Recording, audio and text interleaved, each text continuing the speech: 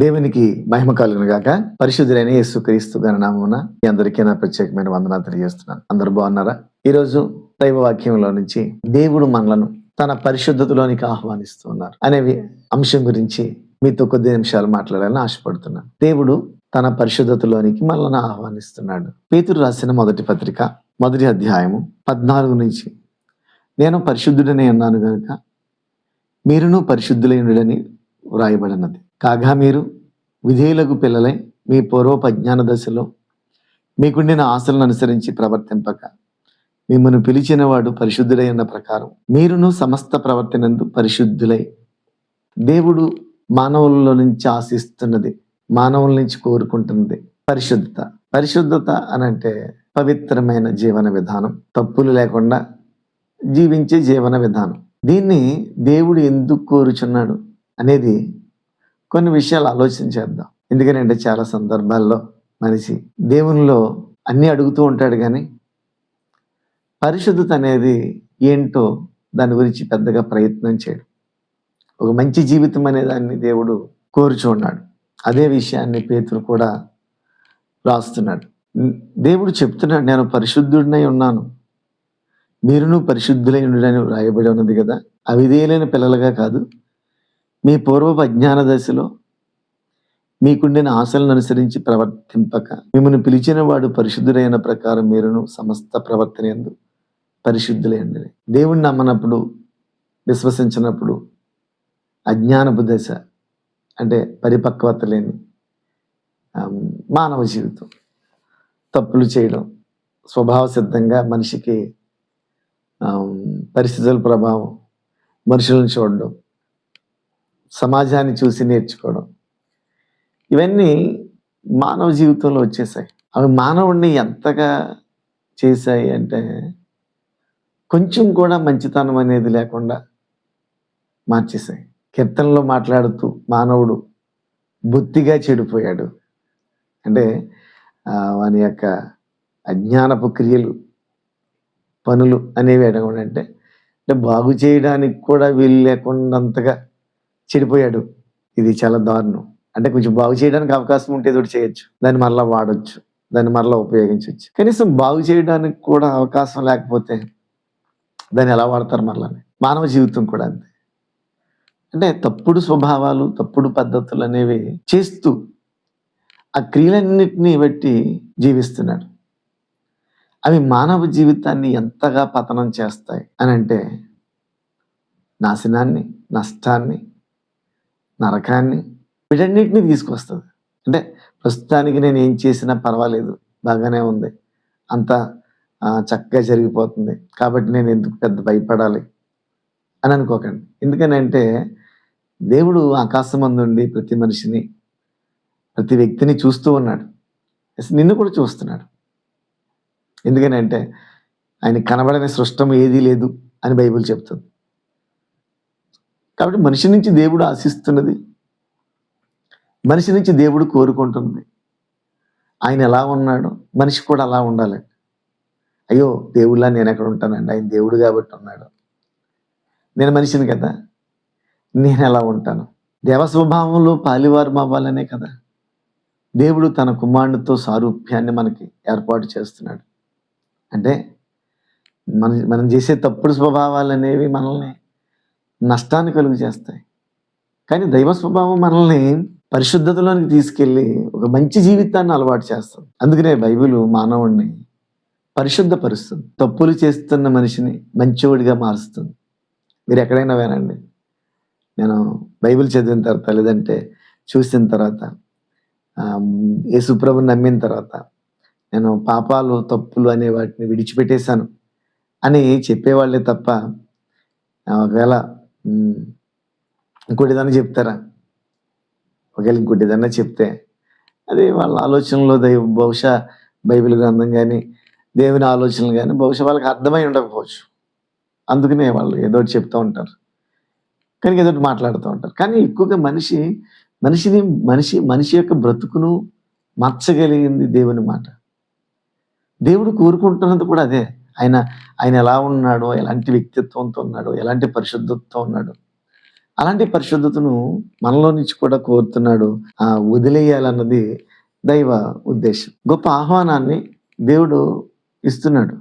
కొరింథీయులకు రాసిన 2వ పత్రికలో 7వ అధ్యాయం మొదటి నుంచి చూస్తే, ప్రియులారా, మనకు ఈ వాగ్దానములు ఉన్నవి గనుక దేవుని భయముతో పరిశుద్ధతను సంపూర్తి చేసుకొనుచు శరీరమునకును ఆత్మకును కలిగిన సమస్త కల్మషము నుండి మనలను పవిత్రులుగా చేసుకొందుము. అక్కడ కొరింథీ సంఘాన్ని హెచ్చరిస్తూ మానవులకు అవసరమైన ఒక అద్భుతమైన మాటను చెప్తాడు. గొప్ప వాగ్దానాలు మనకు ఉన్నాయి. కాబట్టి దేవుని భయంతో పరిశుద్ధత అనేది సంపూర్తి చేసుకోవాలి. అంటే పరిశుద్ధతలో ఒక మనిషి సంపూర్ణతను సాధించాలి. నేను కొంచెమే చేయగలనండి, కొంచెమే ఉండగలను, కుదరదు. ఆయన దగ్గర కొంచెం కొంచెం చేస్తే పని అవుతుంది. పరిశుద్ధతను సంపూర్తి చేయాలి అంటే పూర్తిగా నీ అతిక్రమాలని, నీ పాపాలని, నీలో ఉన్న అన్యాయాల్ని విడిచిపెట్టు. వెండి బంగారాలు లేదంటే నీకున్న సమస్తాన్ని అడగడం లేదు కదా. ఒక మంచిని అడుగుతున్నాడు, పరిశుద్ధతను అడుగుతున్నాడు, మంచిగా ప్రవర్తించమని అడుగుతున్నాడు, అంతే కదా. ఇంకేమైనా అడుగుతున్నాడా? ఒకవేళ అడిగితే మనుషులు అడుగుతారు.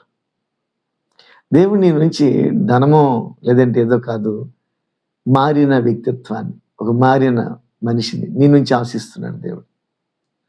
కాబట్టి భయంతో పరిశుద్ధతను సంపూర్తి చేయాలి. అంటే నేను చక్కగా ఉండాలనే ఒక భయం నీ జీవితంలో ఉండాలి. భయం లేకపోతే ఎలాగా? ఏదో సామెత ఉంటుంది, భయం లేని కోడి బజారులో పెట్టిందంట గుడ్డు. భయం లేని వాడు అంతా కూడా బజారు పాలైన జీవితం జీవిస్తూ ఉంటారు. అది కరెక్ట్ కాదు కదా. చాలామంది యవనస్తులు కూడా తల్లిదండ్రులకు తెలియకుండా, అదే భర్తలు భార్యకి తెలియకుండా, భార్య లేకపోతే భర్తకు తెలియకుండా సమాజం ప్రజలను మోసం చేస్తూ ఇలా చెడును చేస్తూ ఉంటే దాని అంతం చాలా దారుణంగా ఉంటుంది కదా.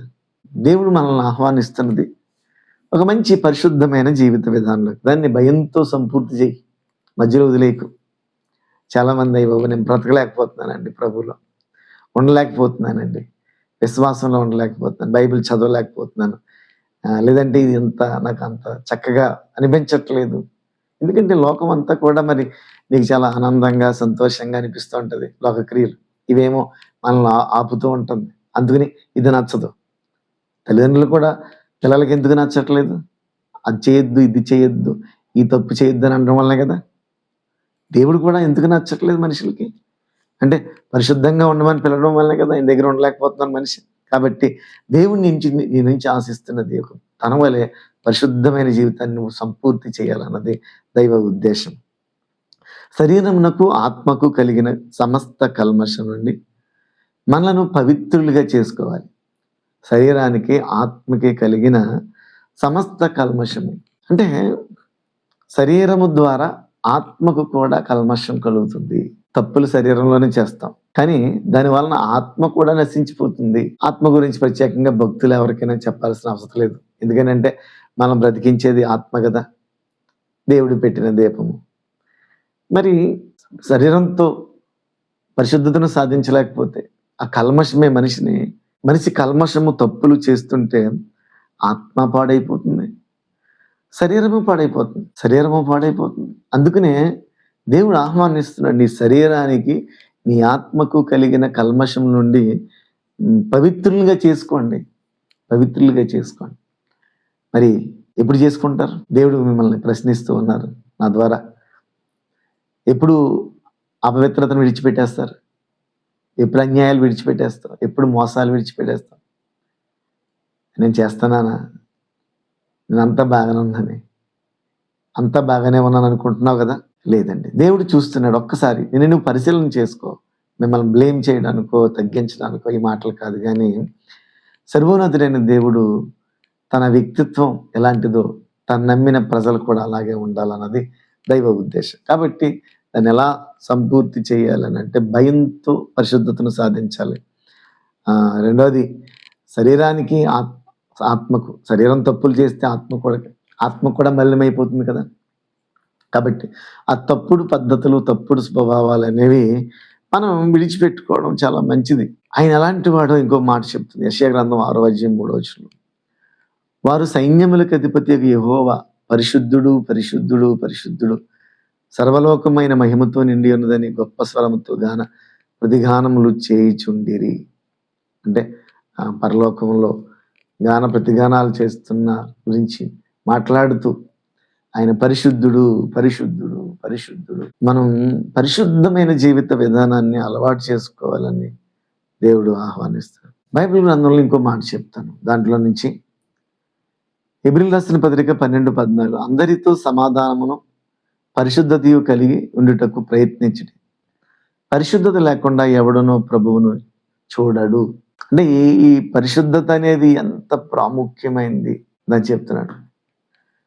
అందరితో సమాధానంగా ఉండాలి, అందరి దగ్గర పరిశుద్ధంగా ఉండాలి. ఒకరి దగ్గర నీ చెడు కనపడకూడదు, ఇంకొకరి దగ్గర మంచి కనబడేలాగా, మనుషులందరికీ మంచి కనబడేలాగా ఉంటాం, ఎవరో లేని చోట చెడు కనబడేలా ప్రవర్తిస్తాం.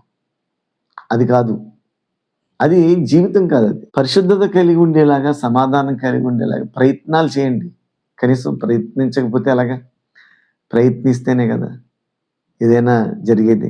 ప్రయత్నిస్తేనే జరుగుతుంది, ప్రయత్నం లేకుండా ఏది జరగదు. మంచిగా ఉండాలన్న ఆలోచన నీలో రావాలి, మంచి మాటలు మాట్లాడాలి, మంచి ప్రవర్తన కలిగి ఉండాలన్న మనసు నీలో వస్తేనే అది జరుగుతుంది. అంతేకాదు, పరిశుద్ధత లేకుండా ఎవడునూ ప్రభువును చూడలేడు. అంటే మంచి మనసు, మంచి హృదయం, తప్పును విడిచిపెట్టే స్వభావం నీలో లేకపోతే ప్రభువుని చూడలేవు.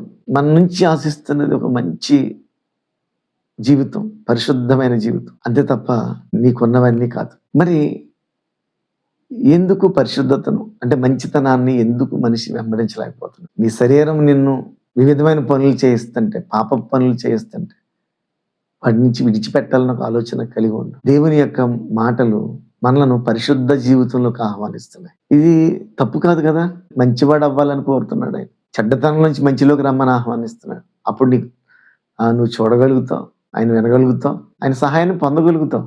మరి మంచితనం అనేది లేకపోతే దేవుడు నీ జీవితంలోకి ఎప్పుడు వస్తాడు?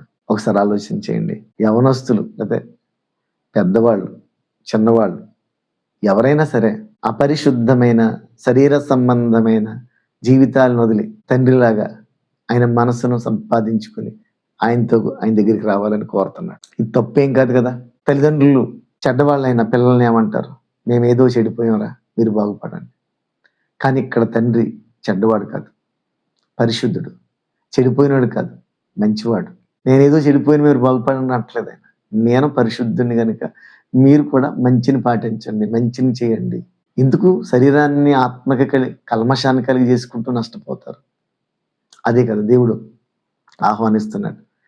కాబట్టి మనం అపరిశుద్ధతను వదలాల్సిన సమయం వచ్చింది. ఎంతకాలం అలా ఉంటాం, ఏం జరగదులే అనుకోకు. తల్లిదండ్రులకి ఎప్పుడు కోపం వస్తుంది? ఒకసారి చెప్తారు, 2 సార్లు చెప్తారు, 3 సార్లు చెప్తారు, రే అలా చేయకు, ఇలా చేయకని, అమ్మ అలా చేయకని.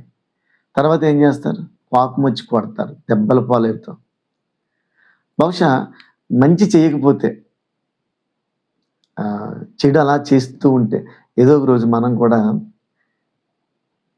నష్టపోతామండి, జీవితాన్ని నష్టపోతాం. చెడు అనేది చాలా భయంకరమైనది. అది నువ్వు అనుకున్నంత చక్కగా ఏమి ఉండదు, చేయడానికి బాగానే ఉంటుంది అది, కానీ దాని ఫలితం చాలా దారుణంగా ఉంటుంది. దాని ముగింపు చెడు చెయ్యడం, చెడు స్వభావాలు చేయడం చాలా ఈజీగా ఉంటాయి, బాగుంటాయి, కానీ దాని ఫలితమే చాలా దారుణంగా, దరిద్రంగా, అధపాతాళానికి దుక్కేసే విధంగా ఉంటాయి. కాబట్టి మీ జీవితంలో ఏదైతే ఉన్నాయో ఆ శరీరానికి కలిగిన కల్మషాన్ని ప్రభువైన యేసు విసర్జించమంటున్నారు.